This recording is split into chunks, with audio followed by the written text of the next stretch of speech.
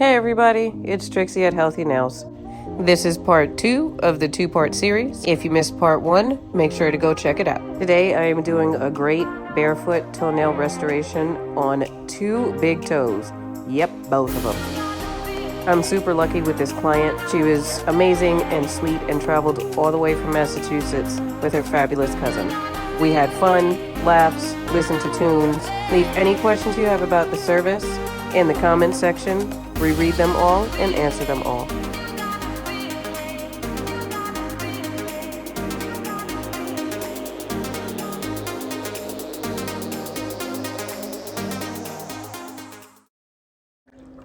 Hey everybody, welcome back. This is a barefoot toenail restoration tutorial where I just educate everybody on what the service is supposed to provide. Right now, I'm discussing with my client whether she would like to keep the nail, the natural nail, or if she would like to proceed with the barefoot toenail restoration. And since there's a video, she went with the restoration. The sides of the nails are lifted, which creates spacing that can harbor debris, bacteria, fungus, and which is part of the reason why her toenail is discolored.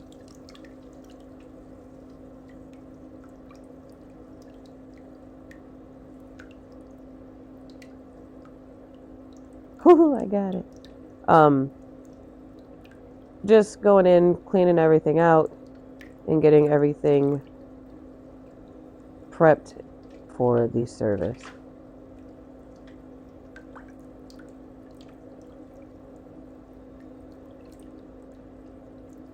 So one of the questions that everyone has been asking is, why do I clean under the nail before I cut the nail? Answer is very simple. It's for safety purposes. When you look at this nail, you can see differences in color, but that doesn't necessarily tell me where the live skin is connected to that nail.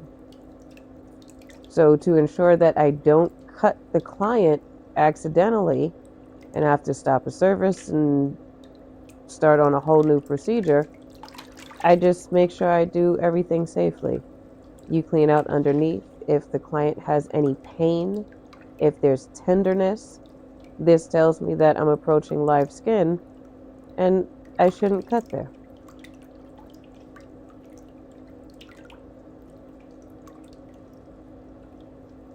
One big thing to note about a toenail restoration service is that it comes in 2 parts. The restoration has to be done on a completely dry foot, which means it's a dry pedicure. This young lady came all the way from Massachusetts, so a 2-part appointment was not really a thing.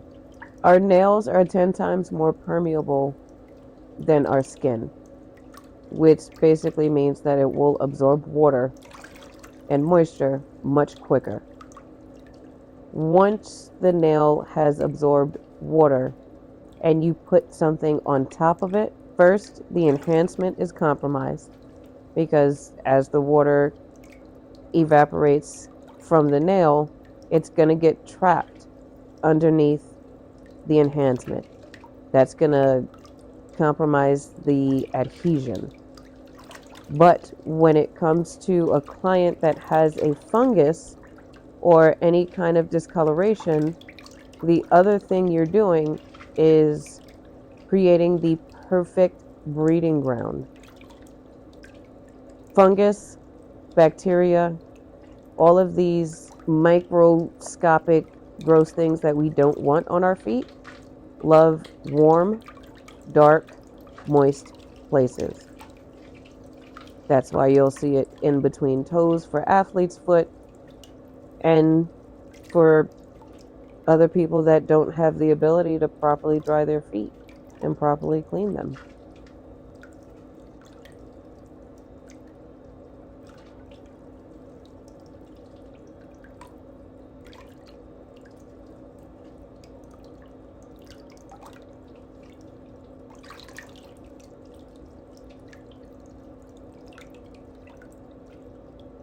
typically this process is performed on 2 different days. An advanced pedicure is performed on one day, and the toenail restoration is performed on another. Since this young lady was coming from so far, it was done in one day.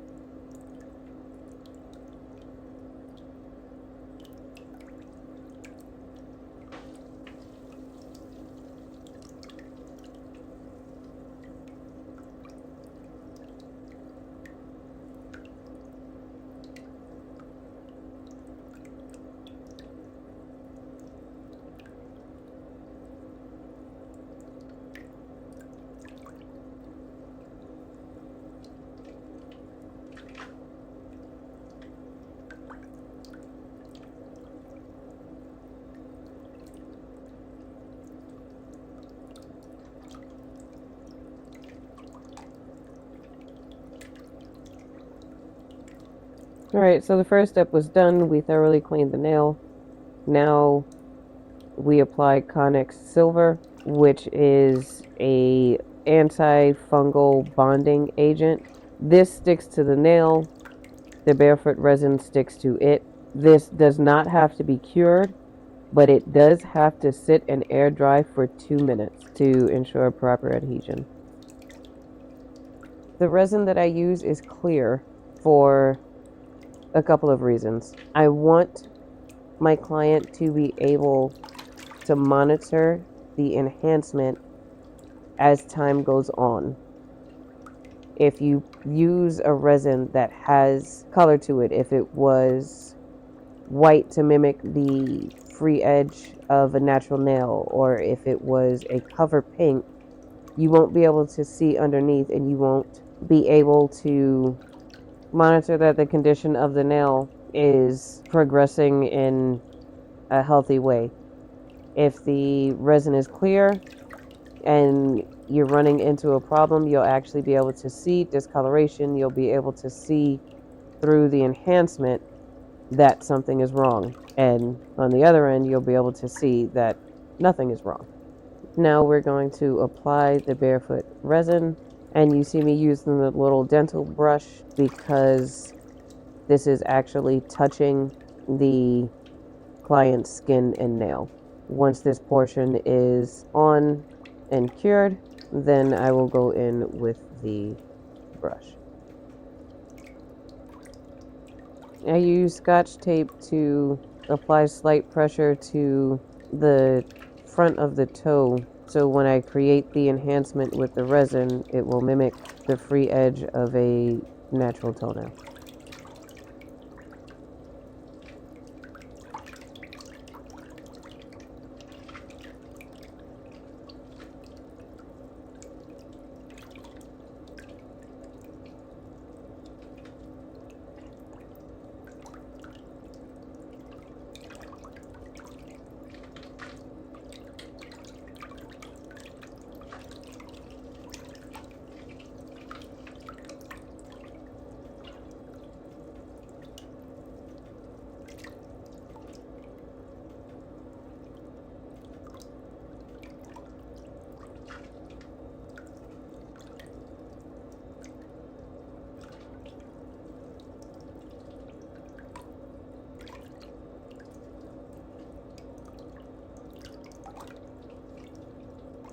In order to prevent a heat spike with my client, you'll see me repeat the process of adding thin layers of this resin and curing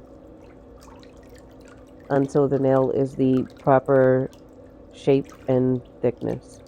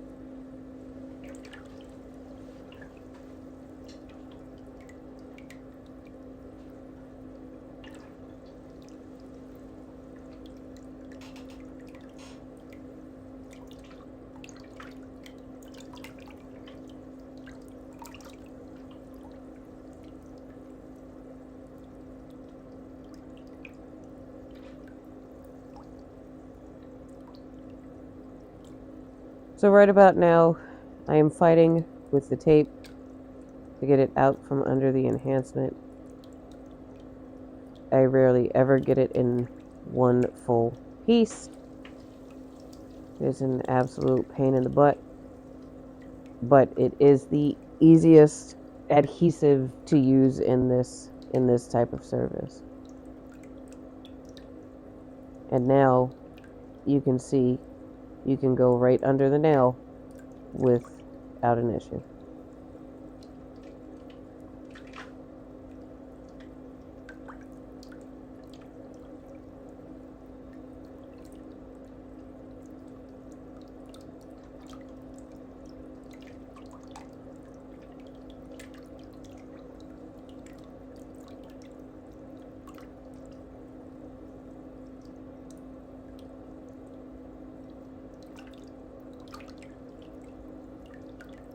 Now it's time for filing and shaping. So I go into the sidewalls to make sure that it lines up with the natural nail. There's a little bit of a overhang of gel here, so slight pressure underneath releases the skin from the resin, and I go in and file. You want it to be smooth but have a slight C curve. You want the front edge of the nail to be straight across with slightly rounded edges.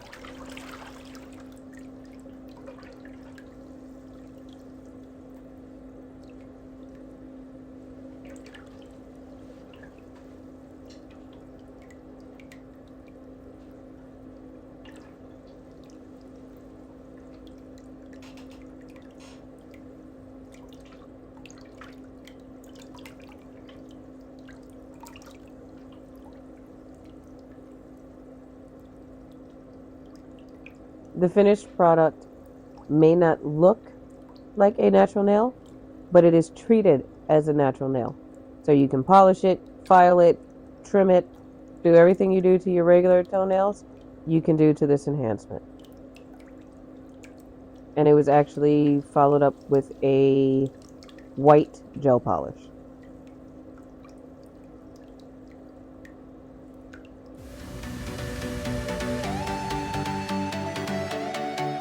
Thanks so much for watching. If you have any questions or comment, leave them in the comment section below. If you liked it, give us a thumbs up and don't forget to subscribe.